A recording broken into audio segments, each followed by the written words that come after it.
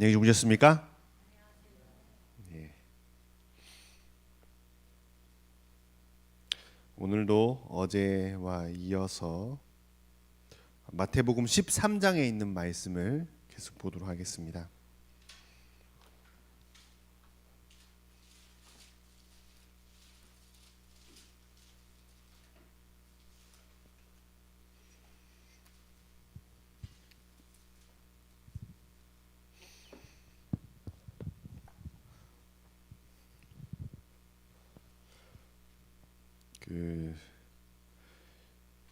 제가 광고를 또 드려야 되는데 원래 오늘 우리 고구마 심기로 했는데 고구마 씨가 모종이 준비가 안 돼가지고 오늘 못 심게 되었습니다. 그래서 아마 오늘은 다른 활동을 하게 될 것 같은데 이따가 광고를 또 드리도록 하겠습니다. 마태복음 13장 24절입니다. 예수님께서 두 번째 비유를 말씀하시는 장면입니다. 마태복음 13장 24절 제가 읽어드리겠습니다. 예수께서 그들 앞에 또 비유로 베풀어 가라사대 천국은 좋은 씨를 제 밭에 뿌린 사람과 같으니 되어 있습니다. 이제부터 예수님께서 이제 두 번째 비유지 않습니까? 두 번째 비유를 시작하시면서 근데 이 첫 번째 비유하고 좀 달라요. 첫 번째 비유는 씨를 뿌리는 자가 씨 뿌리러 나가서 이야기가 이렇게 시작되죠. 근데 이제 두 번째 비유는 어떻게 시작됩니까? 그 비유를 시작하기 전에 한마디를 더 해요. 뭐라고 합니까? 천국은 이렇게 얘기하지 않습니까? 그죠? 예, 그 전에는 그냥 이야기를 설명하셨는데 두 번째 비유부터 세 번째, 네 번째, 다섯 번째, 여섯 번째 비유까지 계속 뭘 말씀하시냐면 천국은 뭐 이렇게 시작해요. 천국은. 그러니까 하나님께서 지금 뭘 알려주고 싶은 겁니까?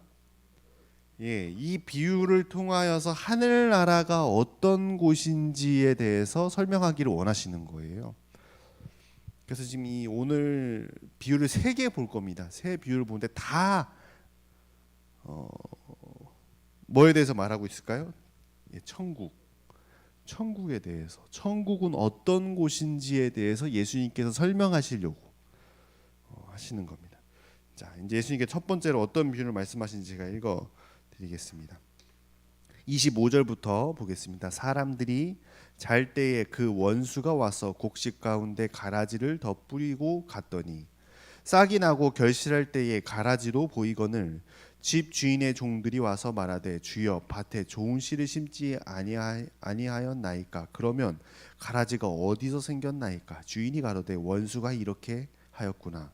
종들이 말하되 그러면 우리가 가서 이것을 뽑기를 원하시나이까. 주인이 가로되 가만히 두어라. 가라지를 뽑다가 곡식까지 뽑을까 염려하노라. 둘 다 추수 때까지 함께 자라게 두어라. 추수 때에 내가 추수꾼들에게 말하기를 가라지는 먼저 거두어 불사르게 단으로 묶고 곡식은 모아 내 곡간에 넣으리라 하리라.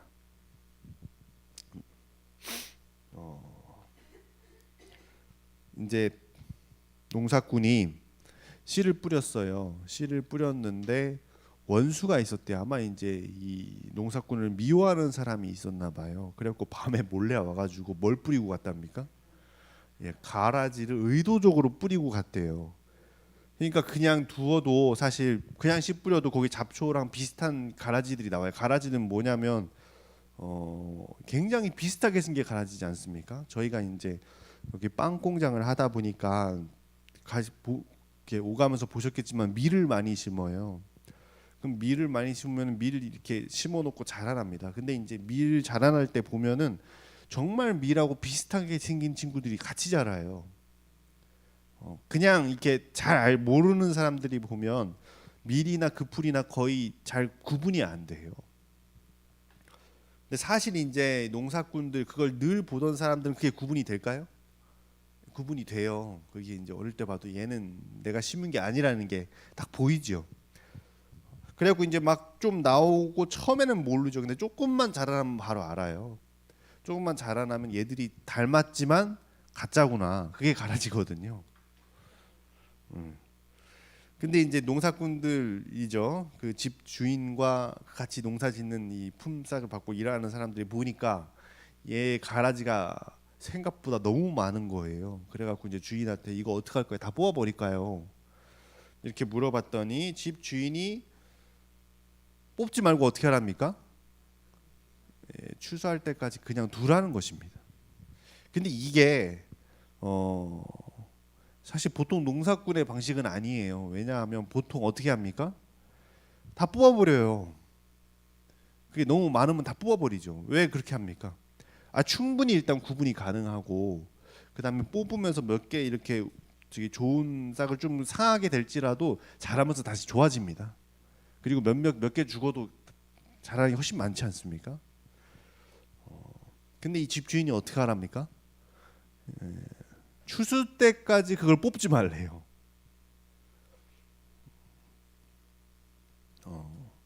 잡초가 같이 옆에서 자라는데 사실 어찌 보면 이 잡초 때문에 좋은 이 씨앗들이 자라나기가 어려워지거든요. 더 좁아지고 더 영양분도 같이 가져가니까. 그럼에도 주인이 어떻게 하라는 겁니까? 이 잡초를 뽑지 말라는 것입니다. 그러면서 하는 말이 그래요. 잡초를 뽑으면 어떻게 될 수 있다는 것입니까?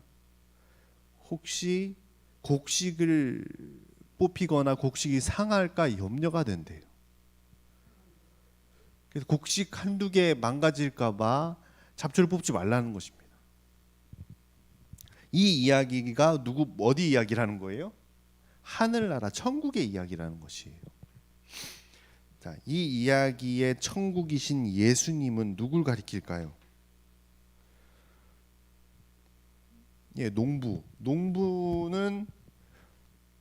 농부는 예수님이에요. 그럼 곡식은요? 하나님의 백성이죠, 백성. 그럼 가라지는 뭘까요?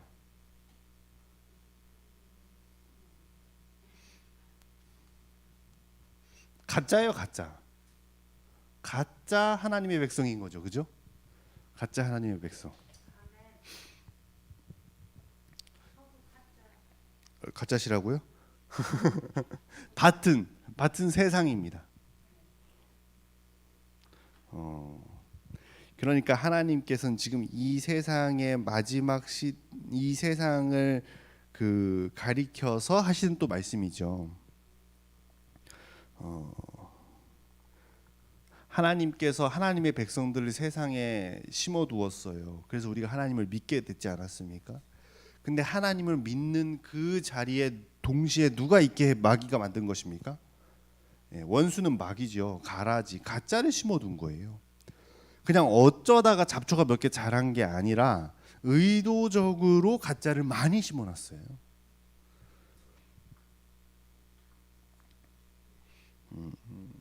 우리가 교회 안에 보면 의도적으로 마귀가 우리의 삶을 괴롭히기 위해서 훨씬 더 많은 가라지들이 있다는 것입니다. 혹시 우리가 가라지일 수도 있겠죠? 가라지예요? 그러면 안 되는데.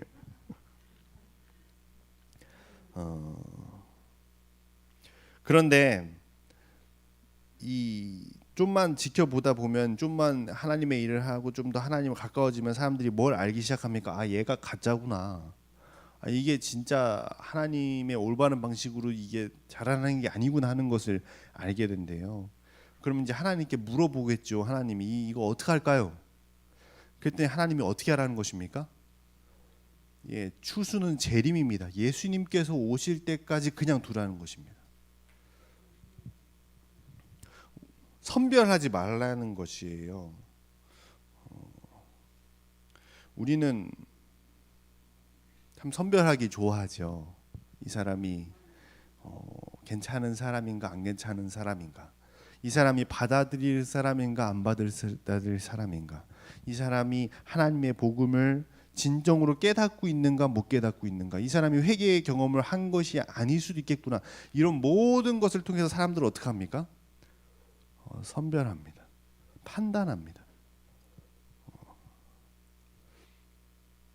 처음에는 저도 잘 몰랐죠. 나이를 먹어가면서 신앙을 더 먹어가면서 사실 같이 자라날 때는 누구도 잘 몰라요. 근데 어느 정도 우리의 신앙이 자랐다고 생각했던 시점부터 오히려 뭐가 생기는 겁니까? 다른 게 판단이 서는 것입니다. 신앙을 오래 하니까 이제 드디어 판단이 서는 거예요. 이게 진짜 올바른 신앙인지 아닌지, 이게 옳은지 안 옳은지 보이는 것입니다. 그때부터 오는 시험이 있어요. 무슨 시험일까요? 판단해서 거르기를 걸러버립니다. 신앙을 오래 한 사람일수록 신앙하지 않는 사람들이나 신앙을 제대로 못하는 사람들과 섞이기를 꺼려해요. 잘 안 섞입니다. 왜 그렇습니까? 선별한 것입니다. 자기 스스로 안 맞구나 선별한 것입니다. 그런데 하나님께서는 어떻게 하라고 하십니까? 선별하지 말라고 말씀하십니다. 근데 저는 이제 이런 생각이 들었어요. 아니 하나님 그러면 좀 너무하지 않나? 왜냐하면 제가 봐도 수많은 사람들이 정말 신앙을 하려고 막 열심히 하지만은 거의 사람들 때문에 신앙을 제대로 못하는 사람들이 많거든요. 하나님께만 집중해야 되는데 교회 나와서 스트레스 받고 힘들어하고 그런 경우들이 너무 많이 생기고, 또 하나님 믿으려고 이렇게 왔는데 하나님 이 사람들에 가려서 하나님을 볼 수가 없는 사람들이 너무나 많거든요. 오히려 우리가 하나님을 믿는데 내 주변 사람들이 방해가 될 때가 많아요. 근데 하나님 그걸 그냥 두시라는 말씀입니까? 근데 그냥 두라는 것입니다. 그게 누구의 방식이래요? 이게 예수님 천국의 방식이래. 천국의 방식. 하늘나라의 천국의 방식은 우리는 사람들을 판단해서 옳고 그름을 빨리 결정하고 싶어 하지만 하나님께서 언제까지 그걸 미루라는 것입니까? 예. 재림 때까지. 저는 이 말씀이 좀 굉장히 많은 생각을 하게 만들었습니다. 참 우리가 봐도 누가 봐도 이 교회 안에서 그런 류의 일들이 많이 일어나는데, 또 어떤 사람은 총대를 맨다고 그 사람들을 가르고 이렇게 하기도 합니다. 제가 이제 한 교회를 맡아서 일을 한 적이 있어요. 청소년 교회였어요. 근데 아이들이 이렇게 많이 와요. 근데 그 중에 꼭 한두 명은 굉장히 친구들을 많이 괴롭히는 친구들이 와요. 근데 이제 제가 있을 때는 한 여자 친구였는데 와가지고 얼마나 이 성질을 많이 부리고 소리를 지르고 막, 얘가 진짜 교회를 하나님 믿으러 오는 건지 그냥 하여튼 그냥 막 와요. 그냥 와가지고 그렇게 많이 해요. 예배도 잘 안 드리고,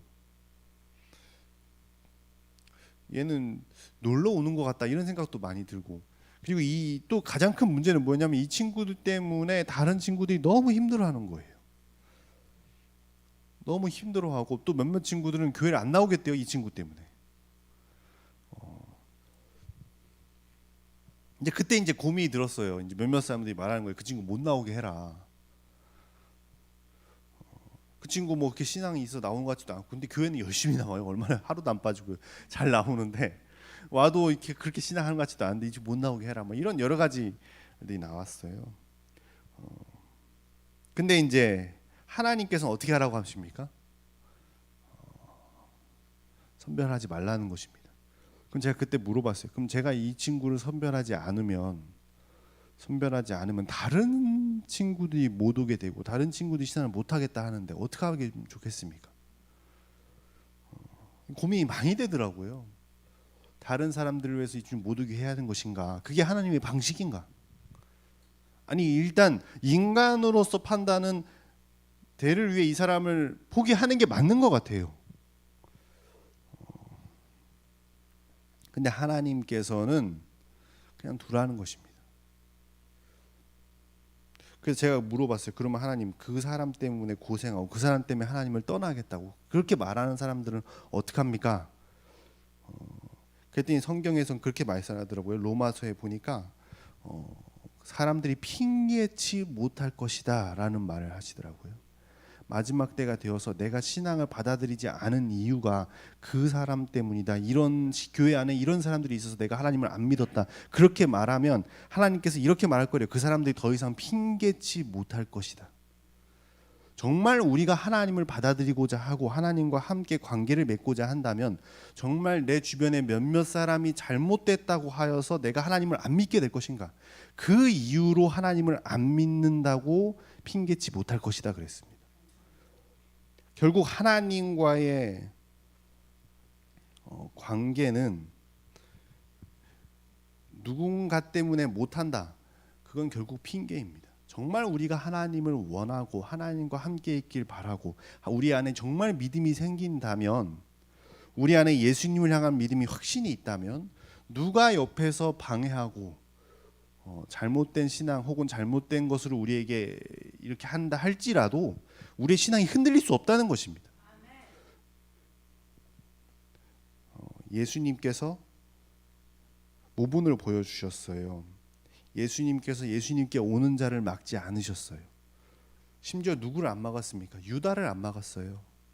예수님을 팔아버릴 거였고 예수님의 공생애 동안에 지속적으로 방해했어요. 돈 관리하면서 그것을 계속 방해한 게 유다입니다. 유다.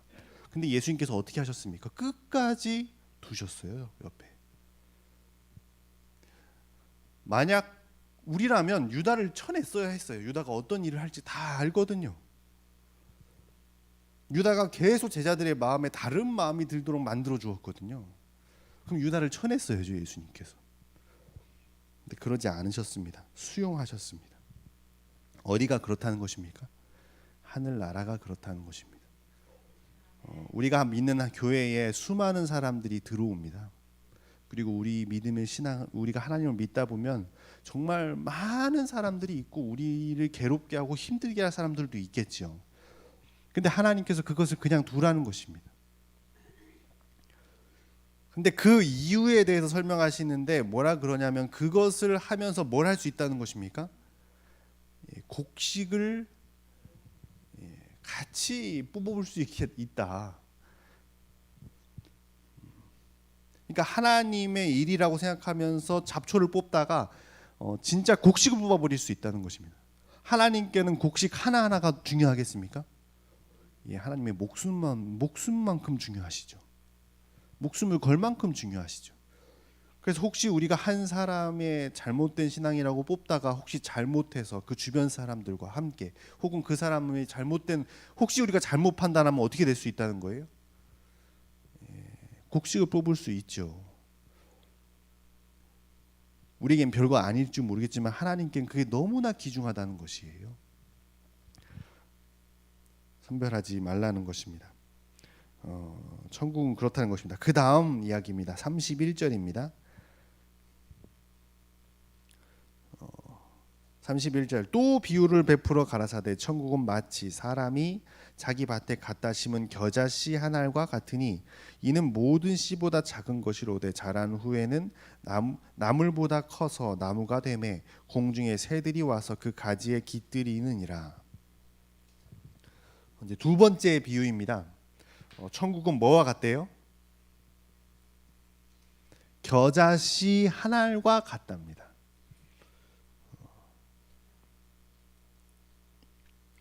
아주 작아 보이는 씨앗인데 그게 자라서 어떻게 된다는 것이에요? 큰 나무가 될 수 있다는 것입니다.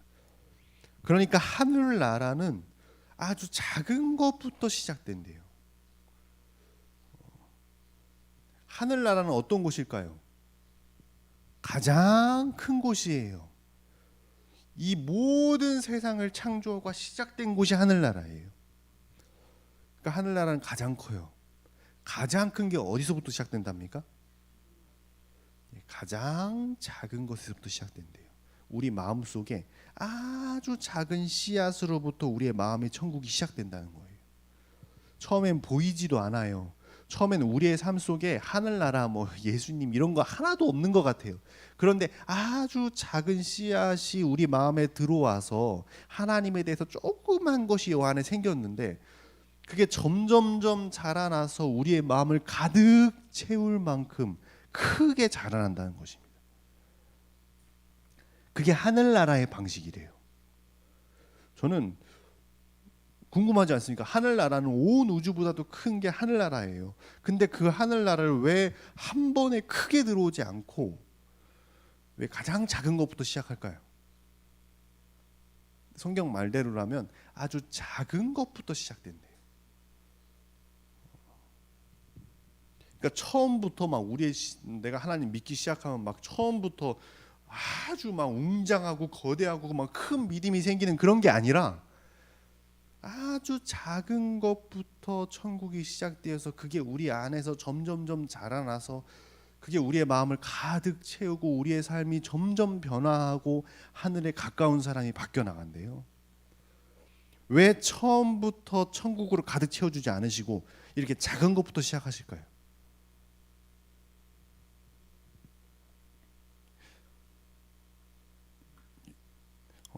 저는 이게 좀 궁금했었어요. 사실 상당히 오랜 시간 동안 궁금했습니다. 아니 왜 그러니까 하나님의 방식이 뭔지는 알겠어요. 하나님의 방식은 항상 작은 것부터 시작합니다. 한 번에 큰 걸 하지 않으셔요. 항상 작은 것부터 시작해서 점점점 같이 커지는데 왜 하나님께서는 이렇게 항상 이런 식으로 하실까? 왜 작은 것부터 일을 시작하실까?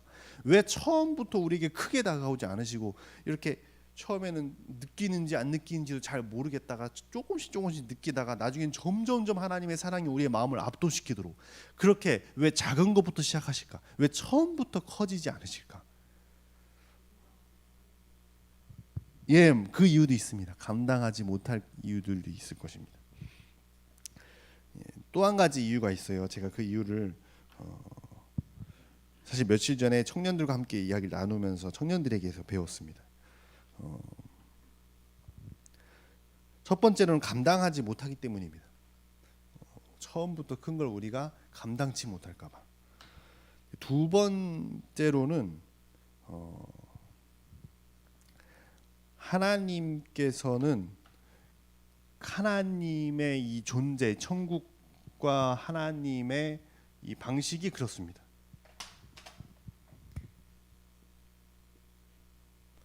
하나님의 이 존재, 온 우주를 창조하신 하나님의 그 존재의 가장 근본적인 단위로 들어가면 뭐가 나올까요? 아주 작은 것부터 시작하게 만들어놨어요. 처음부터. 온 우주를 보십시오. 가장 넓지 않습니까? 끝도 없어요. 그런데 우리 과학자들이 연구를 해보니까 우리의 몸도 그렇대요. 이 물체도 확대해 보니까 세포가 있고 그걸 확대하니까 또 원자가 나오고 원자를 확대하니까 원자 핵이 나오고 근데 그게 얼마나 작은 단위부터 시작되는지 그거를 이 인간의 눈으로 확인할 수 없을 만큼 작은 것으로부터 우리가 시작되었대요. 그리고 그게 점점점 커져서 온 우주까지 가면 그 범위가 얼마나 커질까요? 근데 하나님은 아주 작은 것부터 섬세하게 만드셨대요. 근데 왜 하나님께서는 이렇게 작은 것부터 하기를 원하시는가? 제가 한 성경절을 우리 같이 읽고 생각해 보면 좋겠습니다.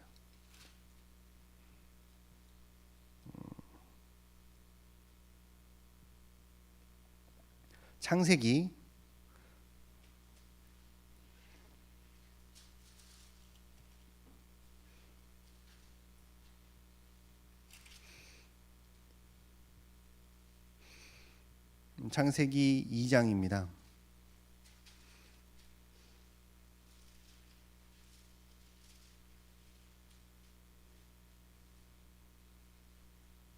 창세기 2장 19절.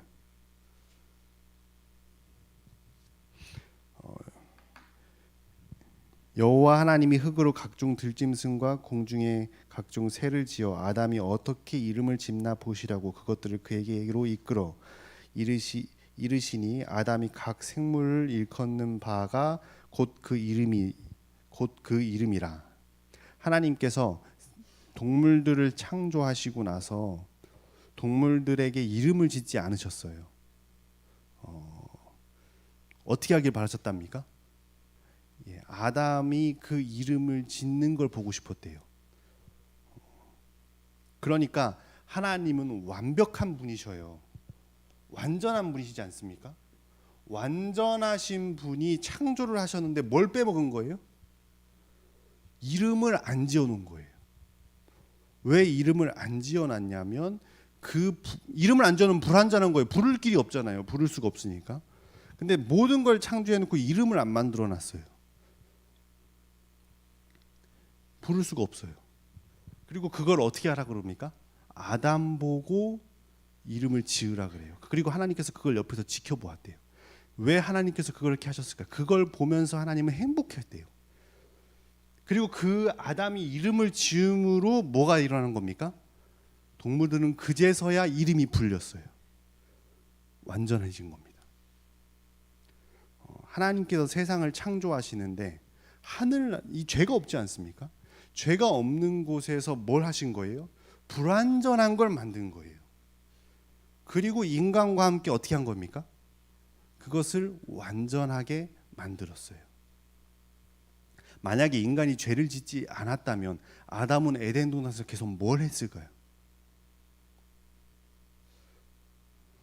불완전해 보이는 걸 완전하게 만들었을 거예요. 식물들, 나무들 그런 것들을 가꾼다 그랬어요. 아니 완전한데 가꿀 필요가 있습니까? 하나님께서 처음부터 가꿀 필요가 있게 만들어 놓은 거예요. 에덴 동산에서 아담이 노작을 한다 그랬어요. 처음부터 완전했다면 노작이 필요하겠습니까?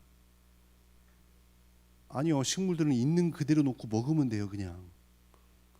그런데 가꿔야 했대요. 아담이. 가지치기도 해야 했고 식물들도 가꿔야 했어요. 불완전하게 만들었다는 얘기예요. 그리고 아담이 그걸 완전하게 바꿔가는데 그걸 하나님께서 그 옆에서 같이 하는데 하나님께 그것을 보시면서 행복해 하시고 그걸 하나님께서 뭐라고 생각하십니까? 완전하다. 완벽하다. 하나님이 보시는 완전과 완벽과 사랑은 완전한 사랑은 우리가 생각하는 것과 달라요. 우리가 생각하는 건 무엇입니까? 처음부터 바뀔 수 없을 만큼 완벽한 걸 완벽하다 그래요.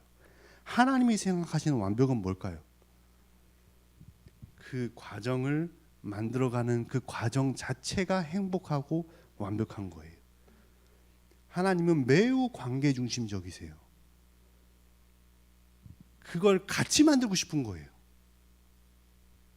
처음부터 완벽하게 다 만드는 게 아니라 같이 만들고 싶은 겁니다.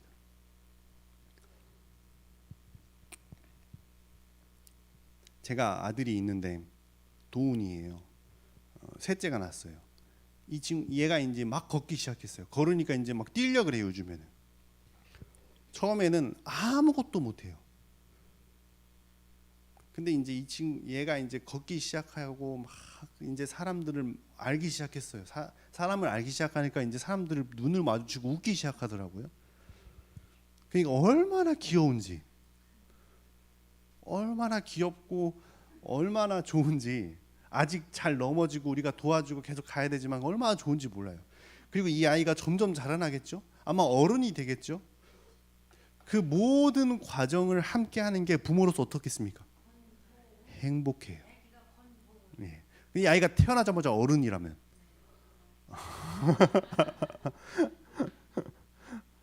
싫겠죠. 이 과정을 이 사랑하는 아들이 태어나서 이 모든 자라나는 과정을 함께 하는 것이 그것은 저에게 주어진 특권이고 사랑이고 행복이고 저의 완전이에요. 하나님께서 사람을 처음부터 완벽하기를 원하셨다면 죄를 지었을 때 어떻게 하시면 됩니까? 그냥 땅 하고 바꾸시면 돼요. 그냥 이렇게 우리 생각 싹 다 지워버리고 다시 머릿속에 그냥 쫙 해버리면 돼요. 그게 하나님의 완벽이라면 우리가 생각하는 완벽은 그런 거 아닙니까? 그냥 땅 해서 그냥 쫙 바뀌어버리는 거. 하나님이 그렇게 하실 수 있어요. 근데 하나님이 생각하는 완벽은 아주 작은 것부터 하나하나 같이 바꿔가는 것입니다. 천국은 처음부터 짜잔하고 큰 것이 아니라 아주 작은 것부터 시작이 된대요. 그리고 하나님께서 우리의 마음속에 그 천국의 씨앗들을 심어놓고 같이 자라나면서 함께 하면서 도와주면서 같이 자라나는 그 모든 과정을 가리켜서 하나님께서 뭐라 그러시겠습니까? 아, 완벽하다, 행복하다.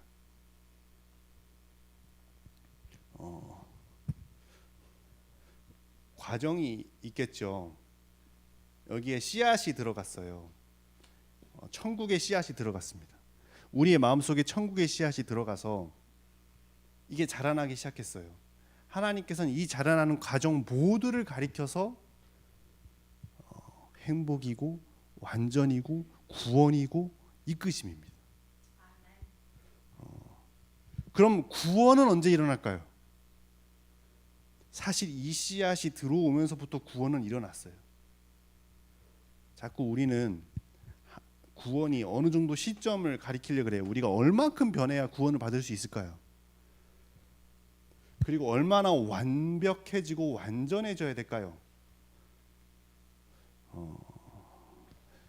그건 하나님이 우리 안에서 지속적으로 하실 일이지만 우리 안에서 그 씨앗이 자라면서 점점점 그렇게 바뀌어갈 것입니다. 그런데 구원은 그 씨앗이 우리 안에서 들어와서 우리 안에 들어온 그 순간부터 시작되었어요. 그걸 믿으라고 합니다. 하나님께서는 그걸 믿으래요. 너희 안에 이미 구원이 들어왔다. 너희 안에 너희를 위해 내 목숨을 건 그 사랑의 씨앗이 우리 안에 들어왔고 그 크기가 아직 작아서 너무 비중이 없어 보여서 우리에게 구원이 없다고 생각할 수는 있지 모르겠지만 이미 구원은 들어왔어요. 그걸 어떻게 하라고요? 그걸 믿으래요. 그리고 의지하랍니다. 그게 점점 자라날 것입니다. 나무가 될 것이에요. 그게 하나님이 보시기에 완전한 것입니다. 행복한 것이에요. 하나님이 그 모든 과정 가운데 우리를 너무나 사랑하십니다. 그게 하나님의 방식입니다. 하나님은 우리의 사람의 방식과 달라요. 사람이 생각하는 완벽과 다릅니다. 그래서 실망스러울 수 있을지 모르겠어요. 우리의 방식이 아니라서 한 번에 바꿔주셔야 되는데 근데 하나님께서는 차분히 기다리시고 우리 안에서 그걸 하나하나 바꿔가시고 자라나게 하는 그 모든 과정이 천국이래요. 천국. 그게 천국이 그렇대요. 천국이.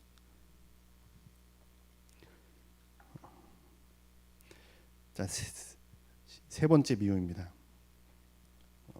30 마태복음을 다시 돌아가서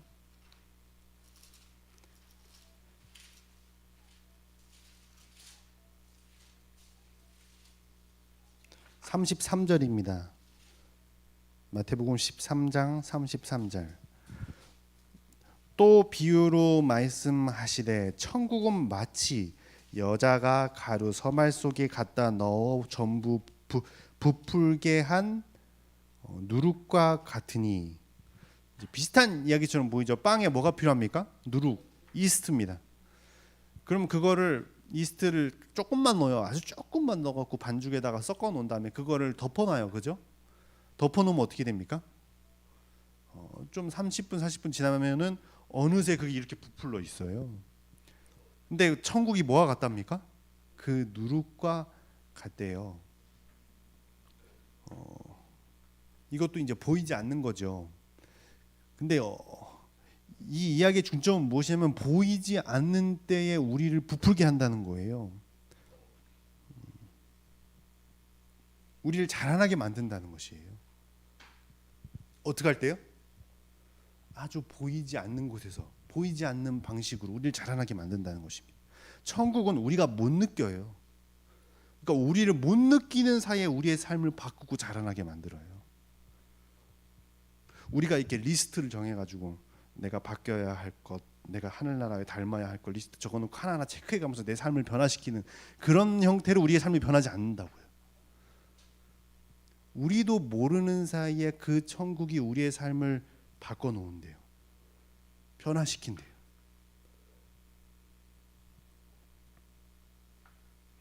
하나님의 사랑은 우리의 마음에 들어와서 그렇게 한대요. 요한복음에서는 마치 바람과 같아요. 어디서 왔는지 언제 갔는지도 모르는데 일단 지나가고 나면 흔들린대요. 그 하나님의 성령과 그 사랑이 우리 안에 들어와서 언제 들어와서 어떻게 변화시켰는지도 모르는 사이에 우리의 삶을 변화시킨대요. 그래서 뭐라 그러냐면 관심을 가지지 말래요. 너의 삶이 변했나 안 변했나를 자꾸 확인하려고 하지 말고 그냥 예수님을 바라보래요. 예수님을 의지하래요. 그럼 그 부분이 우리 안에 들어와서 우리의 삶을 변화시킨대요.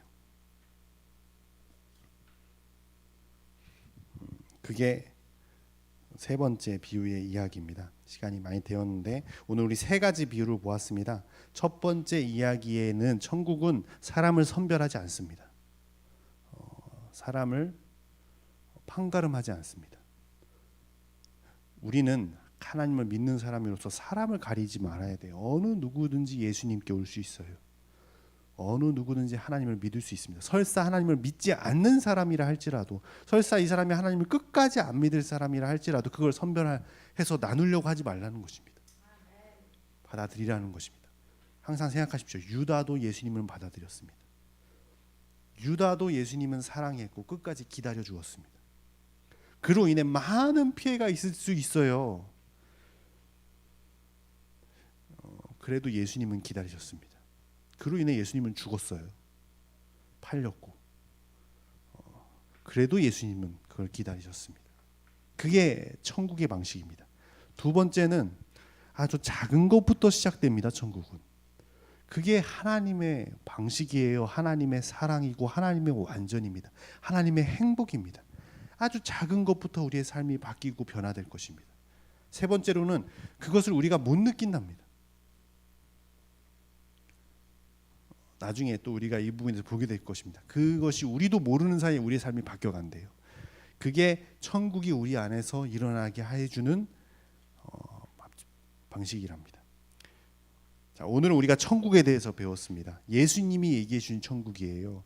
이거는 제가 느끼는 천국 뭐 이런 게 아니라 예수님께서 우리에게 직접 천국이 이런 곳이다라고 설명해 주셨습니다.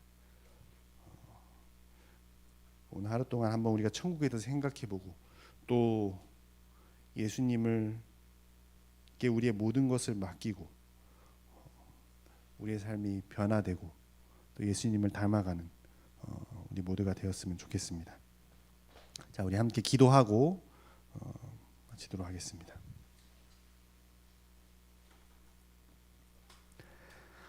하나님 아버지, 천국에 관해서 보았습니다. 하나님께서 우리를 너무나 사랑하심을 보게 되었습니다. 그리고 하나님의 그 천국이 얼마나 우리와 다른지도 보게 되었습니다. 우리는 사람을 판단하고 선별하길 원하고 또 우리는 처음부터 완벽하길 바랍니다. 근데 하나님께서는 선별하지 않으셨고 아주 작은 것부터 우리의 삶을 조금씩 변화시키고 천국을 만들어가는 그 과정을 함께 하심을 보게 되었습니다. 우리를 그토록 사랑하여 주시고 인도하여 주심에 인하여 감사합니다. 하나님의 방식을 우리에게 우리의 삶에 받아들이게 하여 주시고 또 하나님과 함께 이루어가는 모든 것이 우리의 삶의 행복과 기쁨이 될 수 있도록 우리를 인도하여 주십시오. 오늘 하루도 주님 앞에 의탁하오며 예수님의 이름으로 기도합니다. 개인 기도하겠습니다.